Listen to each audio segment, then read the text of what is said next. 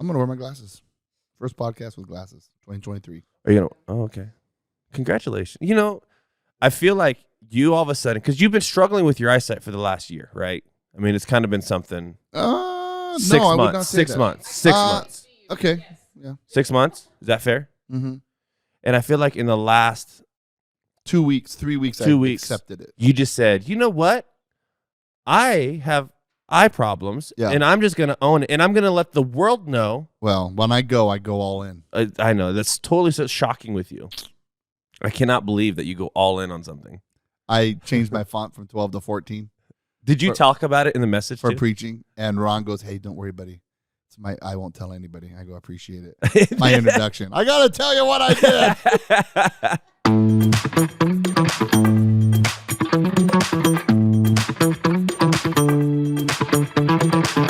Hey everyone, welcome to the LifeNGeer podcast where truth leads to joy and adventure. Kevin, I came in early. You came in early. Yeah, that happens. You do that pretty much every episode. We're in our new space. New year, new space. Season 3. Come on. Of the life. Can you believe that we're going on our 3rd year now? You know, all 3 listeners keep telling us they love it, so we're going to keep doing it. Dude, no kidding. We got this new space here. I'm excited. I've got some cool stuff behind me. You have one thing. I have one thing that matters. Okay, sure. Darth Vader big matters. Big Seahawks fan. Yeah. You know, people keep asking me, Kevin, what do you think about Russell Wilson going to Denver? Yeah. And I'm like, I don't really care because I'm not a player fan. I'm a Seahawk fan. And that's a true fan, I think. That's a real fan. And I was ready for him to go. I was fine with it.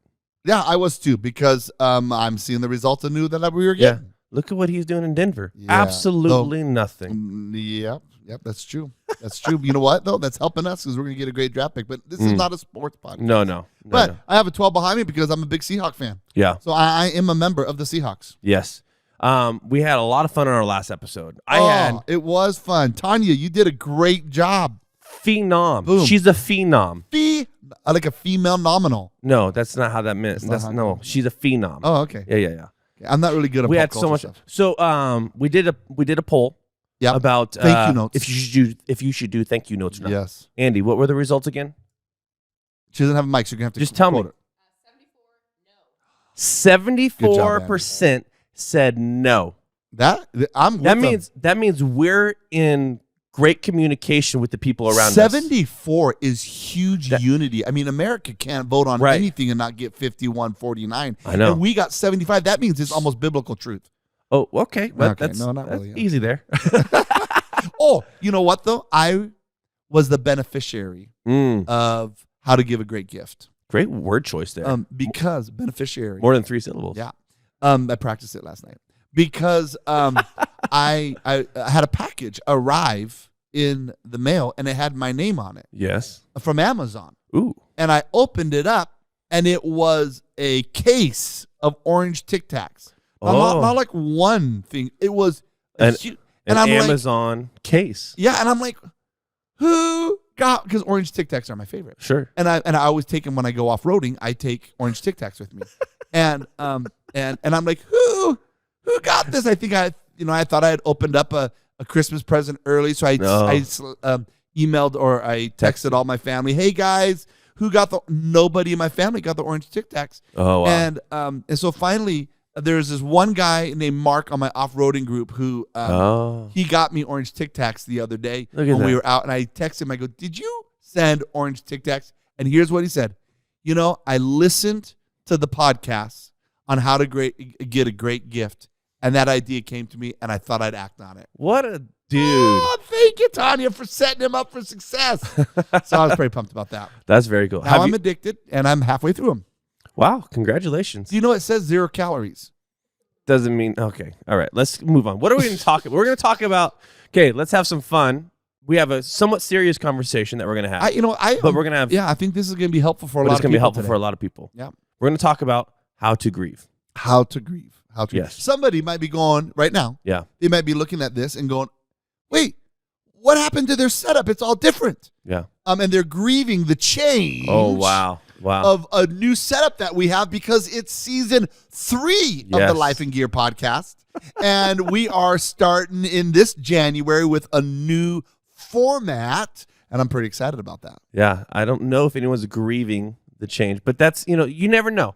You never know. Who am I to judge? Well, I don't know. Like when we got rid of the choir here, when it used to be Christian Center, I didn't think anybody would grieve that. People did. Boy, were you wrong. I was wrong. Oh my goodness. Oh, that's still a sore subject. 10 years later, 11 years later. I know, but I don't think anybody grieving it is listening to a podcast. So I feel like this is a safe environment. Safe space. Uh-oh, I could have just created trouble. Oh, my goodness. Who knew getting rid of the orchestra? Let's move on. Let's start this topic. Who knew getting rid of the Christmas program? Okay, we're talking about...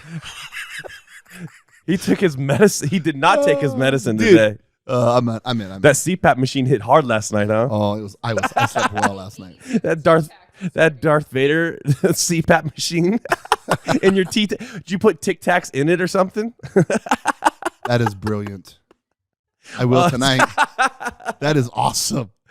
Let's talk about how to grieve, though. Yeah. Well, I think this is something I walk a lot of people through. Sure. Just pastoring Canvas Church, and every week I'm probably talking to somebody on how to grieve. And it's not always the death of a loved one. That's the significant. That's the first thing we think about when we think about grief.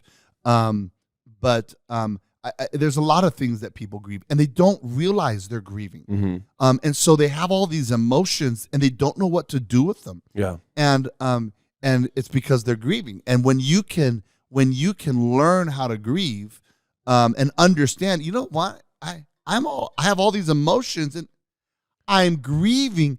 It puts it in the right category, and then you can embrace the grief and begin to live in a healthier way, and grieve. And grieving is healthy. Grieving is not a bad thing. It's actually a wonderful thing, and that's what I hope you take away from the podcast today. Grieving is a wonderful process to help your heart heal, and you need to embrace it and go through it. And I want to talk about how to do that today. So you're saying we can grieve because it's natural for us to just always go to death or like a loss of relationship. But we're even talking about like stages of a life changing. Our kids are growing up. We go through a grieving process as we see our kids move from adolescence to preteen and stuff like that. You're talking about more than just death. We have to take this outside of just the aspect of death. Yes, it's broader than that. Like when you leave a job, that you're gonna grieve. Lose a friendship. And maybe you've moved and you had to move from a church to a different church. And I run into a lot of those people, and they're grieving their relationships that they used to have. A lot of that takes place. So grieving is a broad topic.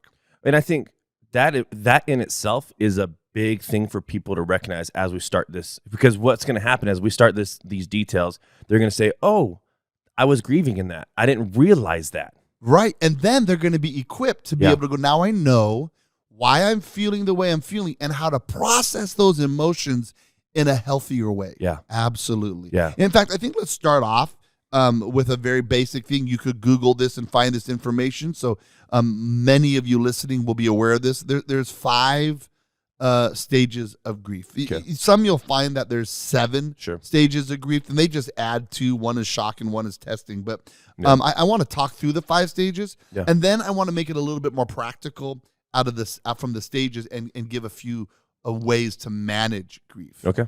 And then at the very end, so you know where we're all going, in case you want to skip parts. Yeah. I'm gonna talk about how to walk with someone through grief. Okay. So how to grieve, and then how to walk with someone through grief to equip people, because you might be with a friend that's grieving and not know how to help them. I'm gonna set you up for that today too. So we got a lot of information today.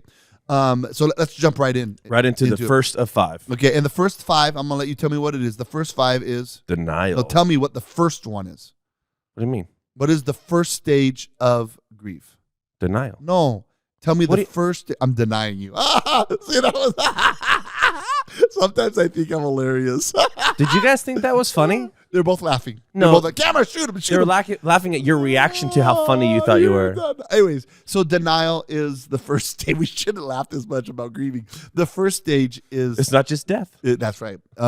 It's Christmas programs. So denial Denial is when you refuse to accept the facts. So you're just like, no, that's not true. That's a statement in the denial stage. Yeah. I don't want to accept that. Yeah. I don't like that. Or you just ignore the change. Mm-hmm. It's not going to happen. Yeah. It's not going to happen. Those are phrases that people say in the denial stage. You might be going, that's why I'm saying that. They're like, no, I don't say that. Right. Yeah. That's denial. Okay. But that's the first stage is denial. You're not accepting the reality. So let's put that into when a person has lost somebody. Because that magnifies it. Yeah. They're just like, I don't want to talk about it yet. Yeah. I don't want to accept it yet. I don't want to think about it yet. I don't believe it yet. That is a natural place for someone to be when they're grieving. And get this is important. It's okay. That's the hardest thing because you want to challenge them on that. Right. You want to force them to accept it. No, it's okay because it's part of the process. Yeah. Everyone is going to be in denial for a moment. Yeah. Let them be there. Yeah. They won't. Now if you get stuck in one of these stages, that becomes the problem. Yeah. But denial is a normal part of grief, and you need to allow the person, regardless of what they're grieving, to experience the denial stage. Then you're going to come to the anger stage. The anger stage is you're upset. Here's what surprises people: you're upset with yourself. Yeah. You're like this is where you're just mad for the way that you're feeling. You're mad how you're accepting, and this happens so often when you get upset with yourself, you explode it onto other people. Yeah. And then people are like, "Why are you upset?" Well, I'm upset with myself, so I'm taking out. That's a natural flow of the anger stage. And if you're walking with someone through grief, that's where you're just patient with them, and you understand what's happening right there. So you have denial, then you have anger, then you have the third step is bargaining. Yeah. The bargaining is like you're negotiating with God. Mm-hmm. Like, God, if you change this, I'll love you forever. You get into that. It's in the bargaining stage, or you're making your deal with yourself, or you're just trying to figure. This is where sometimes you can it leads to the depression stage, but you start asking the what if questions. Yeah. What if I would have done this? What if I would have done that? Well, maybe you lost a job and you're grieving the job. And you're like, oh, what if I would have, worked harder? What if I would have, it's all the what if games start to happen in the bargaining stage. And then, because here's the deal, many times in grieving, the what ifs don't have answers. Yeah. So you get depressed. That's the fourth stage. You just can't handle just the reality of what's happening. You are realizing you're powerless to the position. You're powerless to the reality. Yeah. And when a person is powerless to the reality and they cannot control the reality, often depression comes in. Yeah. And so there's sadness about the reality and there's regret about the reality. And so they're sitting in this, I can't change it. Yeah. And reality is starting to become real. Yeah. Then in depression, fear and uncertainty begin to grow. Because now what's the future look like? Yeah. What's the future? And then after the depression stage, guess what can come next? Acceptance. No. Denial again. Oh, circles back. It circles back. Often you don't go through the cycle once. Often you go through the cycle multiple times. And sometimes you'll even bounce around a little bit. They don't always happen in order. Typically they do, but not always. Sometimes you might go from denial to depression. Before you get to the acceptance, you're saying? Yes. Acceptance is the last stage. And you usually, when you get to the acceptance, you don't go back to denial. Okay. Usually you get stuck in those first four and you'll circle through, which is not bad. Sure. Sometimes you need to go through them several times. Or maybe you just go from depression to bargaining. That's often in where people will bounce back and forth between. Or depression, anger, bargaining, depression, anger, bargaining. And eventually, and we're going to talk about this later, you get to acceptance. So those are the 5 stages: denial, anger, bargaining, depression, and acceptance. So question for you, though. Yeah. Can I skip? Do people skip? Like, oh, that's a good question. Like, do they skip grieving? No, not grieving. Do I skip stages? I can see, I'm just being honest as I look through this list. Yeah, go ahead. I would see myself going from denial to anger to bargaining to acceptance. Skipping depression? I don't think I would get depressed.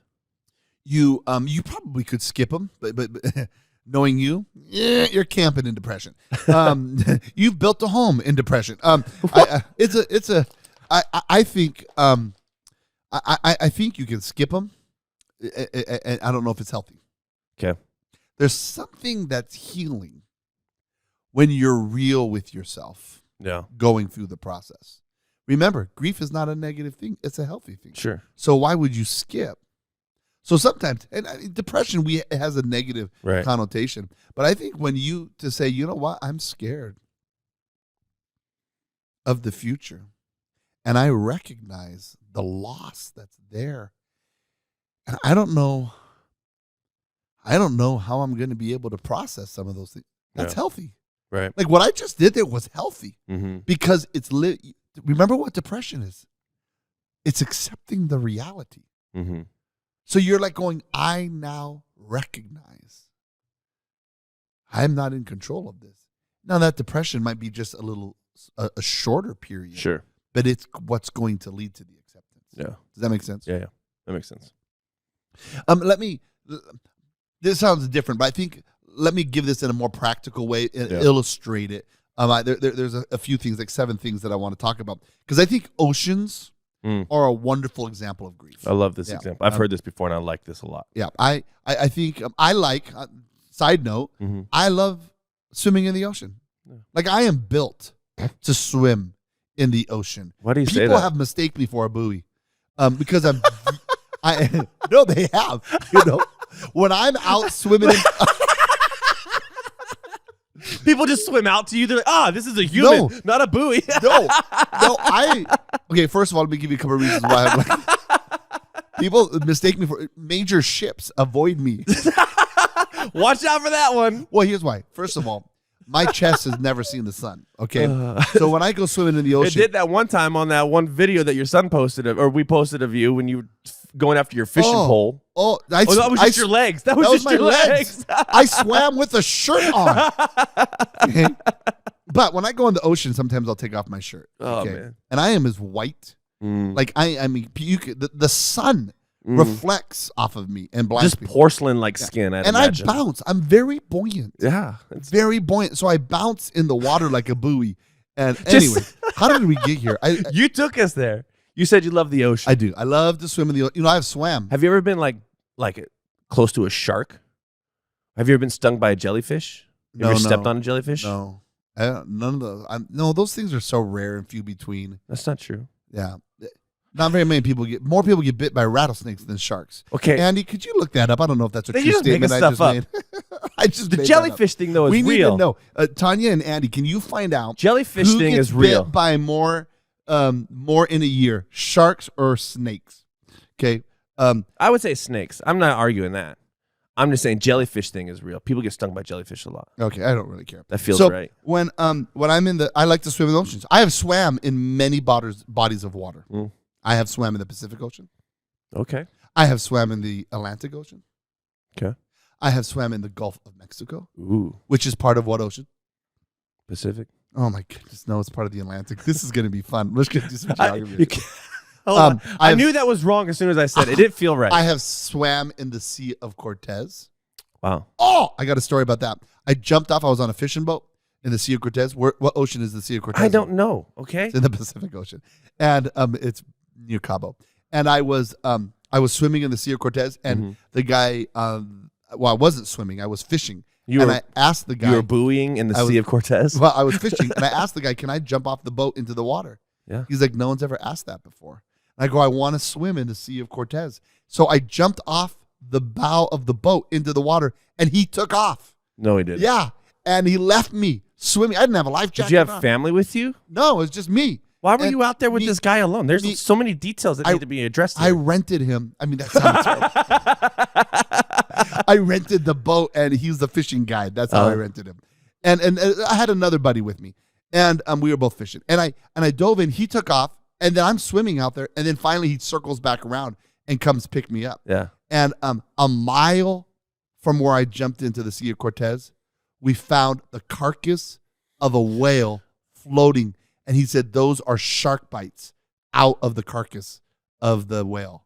So, dude, that's a story right there. Did he like say, "Hey, I shouldn't have left you"? No, we were laughing and high-fiving. And what was your? Yeah, that's interesting that your buddy was cool with that. How long was he gone for? Like 3-4 minutes. Oh, okay. It wasn't like an hour or nothing. You just kind of sat there and floated. Yeah. Oh, you have an answer to our question? What is it?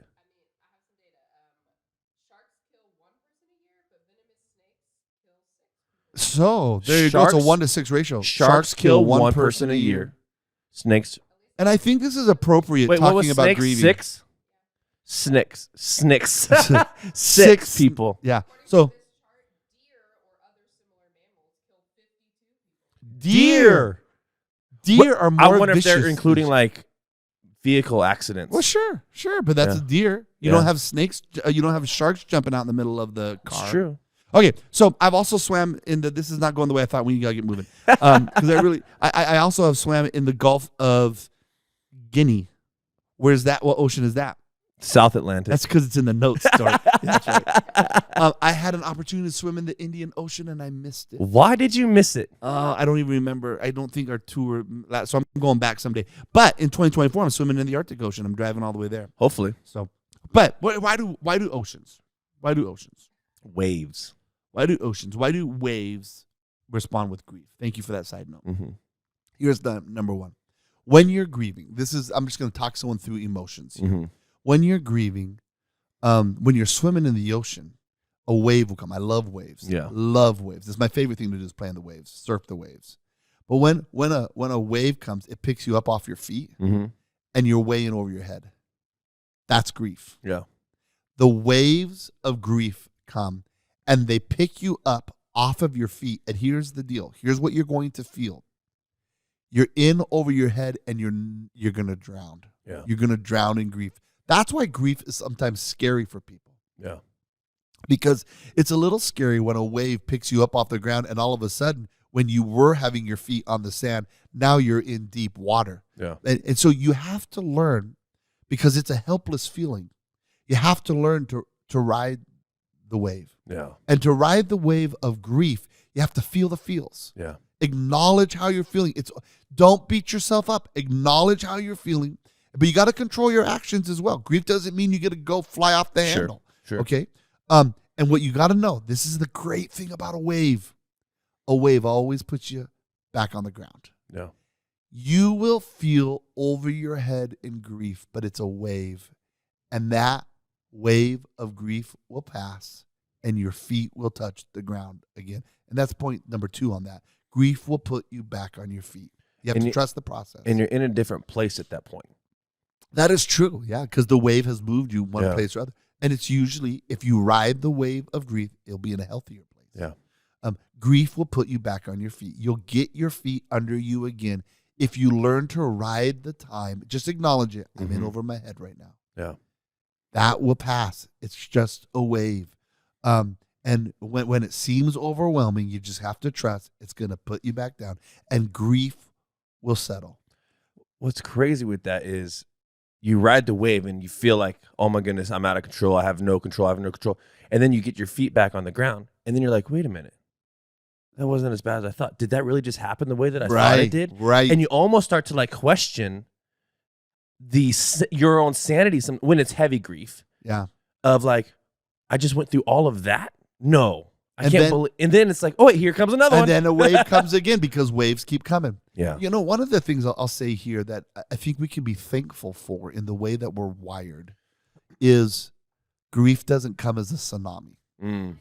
It might feel like it, but it doesn't. It comes as a wave that you can. A tsunami would wipe us out. Yeah. And it doesn't. But we do know it does come in multiple waves. Yeah. And so your feet will settle. And then here will come another one. And it will pick you back up. And you have to learn to ride the waves. So when your feet are on the ground, prepare yourself.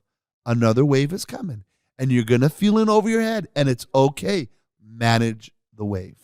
What happens if, sorry, I'm asking too many questions. No, this is good. What happens when someone's in denial of grief? Will it eventually become a tsunami? It has the potential to. It's always going to feel like a tsunami, by the way. Okay. When you're in over your head, it always feels like a tsunami. You have to allow the truth to be more powerful than the emotion in that process there. Okay. But I think it can become a tsunami if you never, if you just give into all the emotions and you never learn to process that. Yeah. And that's why we're trying to do this podcast to help people navigate that. I think here's the other thing that it's important to understand is sometimes there's sneaker waves where you don't see it coming, but it's and then it hits you. Yeah. Like a smell can be like, especially if you're grieving somebody, or maybe you're grieving a job and then you're at your other job and then you realize I don't get to do that anymore. And it just hits you out of nowhere. Yeah. Or a song will play on the radio that you had with a friend and your friend has passed, and now you're like, all the emotions come with that song. Yeah. Those are sneaker waves. Yeah. And they're just going to come, and you got to just embrace them. Yeah. That might mean you cry. That might mean you're angry for a moment, and then you cry. Like, you can go through the cycle quickly in a minute of a 3-minute song. You can go through the whole process. I think the other thing is not only there's sneaker waves, there's natural waves. What I mean by natural waves, these are the waves that you see out on the horizon that you know are coming. Yeah. And you can prepare for those, like holidays, a birthday of one who passed, or if you lost a spouse, an anniversary that you had, or Valentine's can be like, there's certain triggers that you can see that are coming. Yeah. And you just prepare yourself for them. And in fact, you prepare yourself by going, I'm going to grieve. Yeah. And that's not a bad thing, because what will happen is you'll get stuck in the depression if you beat yourself up for grieving. Yeah. I'm going to grieve. I'm going to cry a little. I'm going to maybe embrace the grieving of that moment and play a certain song that you have, step into the grief, and understanding that is the problem, especially when it's those natural ones. Now, healing, grieving starts, and I think this is very important. Healing grieving.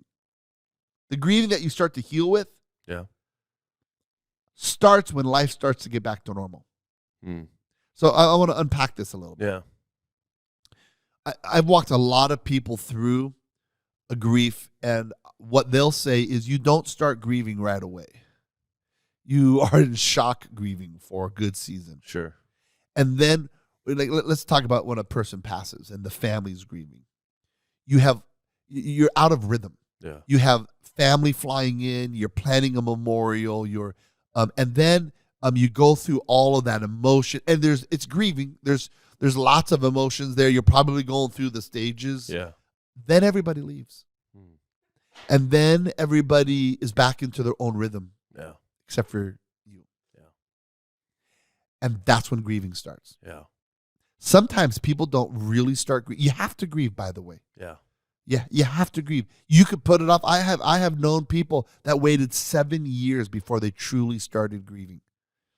They just lived in denial that long. Wow. And then you have to grieve. Embrace the grieving process. And I'll talk about that in a little bit. But healing grieving starts when life gets back to normal, when the family leaves and you're in the home alone, or you're back into your normal rhythm, but there's a piece missing in that normal rhythm. Yeah. And that's when you'll get the wave of grief. Yeah. That's when you'll feel it. And it's okay. It's okay. Talk to somebody about it. Share it. But ride the waves. Yeah. And then the last thing I want to say on this idea of processing grief, because it's okay to grieve. It's okay. You don't want to live a lifetime of grief. Yeah. I've seen too many people do this. It crushes my heart, because when you lost a job or something has changed or you've lost a loved one, that doesn't mean your life has ended. And when you get stuck in the grief process, I have seen people, this sounds sad, and it is. I've seen not one person die, but because another person grieves so hard that they stop living, it's really the death of two people. And you don't want grief to be the death of you. Yeah. That is not healthy grief. So what do you do? You need to begin to dream again. Okay. This is important. You need to begin to have thoughts of your future. This is why I'm doing this podcast in January. So you're saying have dreams without that person. That's right. Let's just, because we're just using death as a it's a good example. Yes, you have to start going, what is my life going to look like? What am I looking forward to? Because often in grief, you're spending so much time looking backwards, which is healthy and good. I don't want to. But at some point, you need to start dreaming. And that's the acceptance. That's the fruit of the acceptance stage. Tomorrow's going to look like this. Yeah. And I'm starting to look forward to life in a different rhythm. That's why I wanted to do this podcast in January. Yeah. Because I think many of us are dreaming, are grieving, I should say, things that did not take place in 2022 that we wish we would have. That's good. Grieve it. Spend January grieving it, but you have 11 months left in 2023 to dream new dreams. Yeah. And to live and embrace and go after those dreams. You do not want to use all of 2023 grieving what happened in 2022. Yeah. Okay?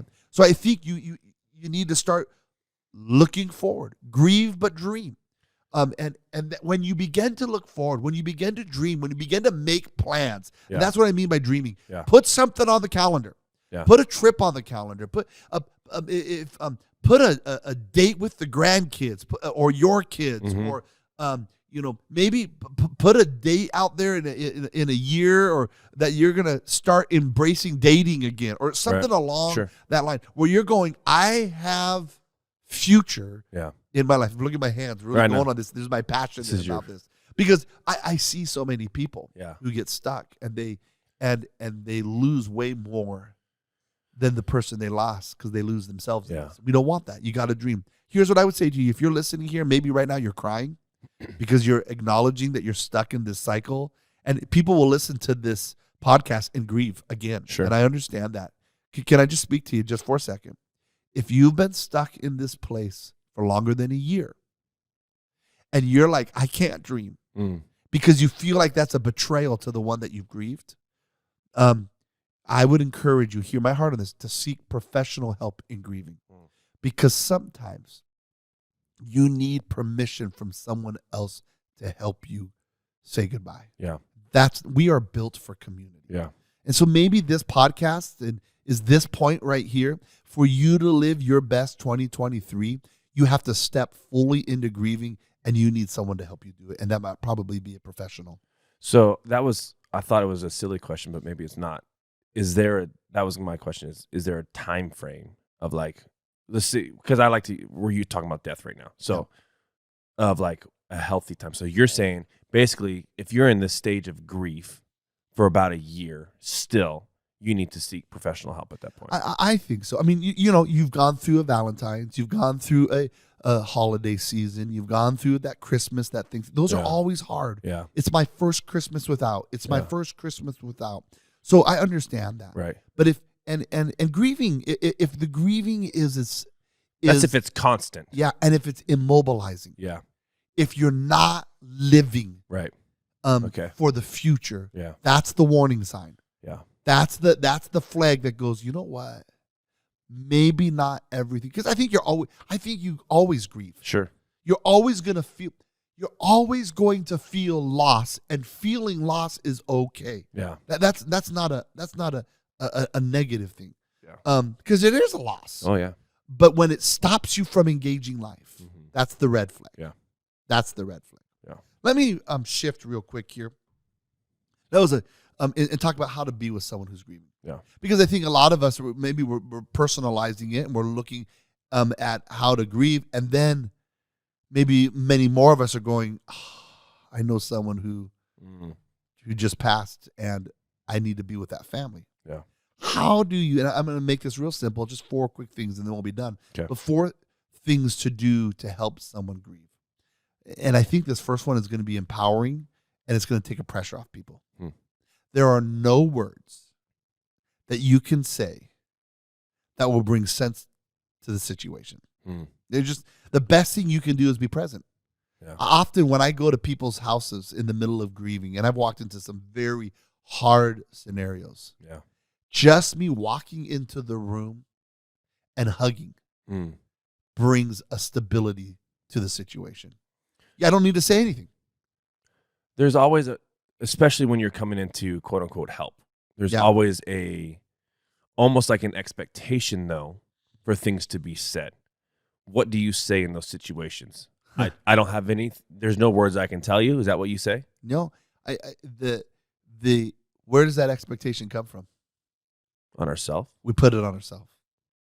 Most people aren't wanting you to say anything. They just want your support. They want presence. Yeah. You know where I got this idea? It was the Bible said the Lord is, or God is near the brokenhearted. Yeah. And it says he is present with those who are crushed in spirit. Mm-hmm. He doesn't say anything. He's just present. Like, how powerful is that? Yeah. So I think you just sit with them. You listen. You cry with them. You hug them. You can pray with them. Yeah. That's some words you could say with those that are mourning. But your presence will speak louder than your words ever will. Your prayers. I want to unpack that a little bit because I think a lot of people will go through this. What are your prayers? Because are they prayers of comfort, peace? What does that look like? I pray comfort. Yeah. Lord, be with wisdom. them. Yeah. Be with more just comfort. Okay. And you know, the Lord, the Bible says that he sent the Holy Spirit is the comforter. Yeah. So often I'll pray with someone. Mm-hmm. Lord, may your Holy Spirit bring them comfort. That's a prayer I'll pray. That's great. Over them and they know it. Yeah. So sorry, keep going. I think the second thing here is don't feel the pressure to have the answers because you're going to want to solve the situation. Everybody's a problem fixer. Yeah. I got to fix this. No, you're not. Now's not the time for answers. Yeah. Now's the time to come and be present. And there will come a time for questions. Mm-hmm. There will come a time for answers. But most of the time, in the middle of the first part of the grieving process, you just be present. I just recently lost an uncle that I loved, and my sister was going in to be with the family, and it was an unexpected. And I messaged her and I said, Starla, you don't have to say anything. You just show up and you hug, and you don't have to have answers. Yeah. And that presence and just walking in and not having to have the answers, because it's usually when people feel like they have the answers, they say really stupid stuff. Sure. And so that's good. You know what you can say? Here's the most, I don't know why. I love you. That's the most truthful statement. I don't know why. Yeah. And I love you. Those are powerful. Yeah. And then make room for all kinds of emotions. Yeah. Remember, they're going to go through an anger stage. Yeah. And when they go through the anger stage, guess who you're going to get angry with? You. And it's not logically going to make sense. Yeah. You're going to go, wait, what is happening here? Yeah. Well, you know what? They're angry, and they're angry at themselves for feeling that way, and then they're going to be angry at you for just being present in the room. Sure. And that happens, and you gotta make a lot of room for that. That's good. Emotions need to be processed, and allowing people to process emotions in a healthy way allows them to heal healthy. Yeah. And then the last thing I'll say on this, and when you're grieving with someone, is grieving together is not a one-time moment. It's a journey that we're on together. That's good. One of the things I try to do is I'll make a note on my calendar or somewhere in my task list that after I've done a funeral, I'll wait 3 weeks and then follow up with the person that lost the loved one, because that's when they're getting back into a normal cycle. And that little ping of I'm still praying for you, or I'm still thinking about you, or you're not alone, can be very healing in that moment. So maybe if you just attended a funeral, or you know someone who just is going through a really hard time, put on your calendar 3 weeks from now. So, I'm going to follow up with them, because it's not expected at that time. And that's when it can be the most powerful. Yeah. So there it is. Some ways to walk through grief. Heavy topic. Yeah. But here's what I want to end with. Yeah. Keep dreaming. If you're in the process of dreaming or grieving, what's your dream? Yeah. You don't have to rush it. Just have that I need to find a dream to chase, because the dream will help the grief, which is healthy, continue to move forward through the process. And I think that's important in this process. That's good. What a good conversation. That's heavy, like you said, at times. Yeah. But I think this is going to be a lot of great information for all of us just to know going into those situations, no matter what the grieving process is and what their situation is. I think this could be a great podcast that you could, even if you know someone grieving, you could share it with them. Yeah. And just say, hey, here's something that might help you process. And my goal in having this conversation, because no one goes, oh, let's listen to a podcast on grieving. Right. But we all grieve. Yeah. And if we can have the tools and the wherewithal to understand how people are grieving, we'll be a better community. And in that, you can live life with joy and adventure. And that's the goal. Yeah, that's awesome. Well, everyone, thank you so much for listening. Don't forget to subscribe to us on the podcast channel, whatever you're listening to. Check out our website and watch on YouTube. We're getting a lot more watches on YouTube, Kevin. I love it. Cool. I think we had like a whole bunch of watches. I was like 4/4 of them. Yeah. That was all of them. That's all of them. 4/4 of them. Oh my goodness. So follow us on social media. We're always posting some stuff every now and then on social media and whatnot. 4/4. 4/4 of it. Oh my goodness. So, hey everyone, I appreciate it. Thank you for making this so much fun. And you can always feel free to like, comment, share, do all those kind of things. That's fun.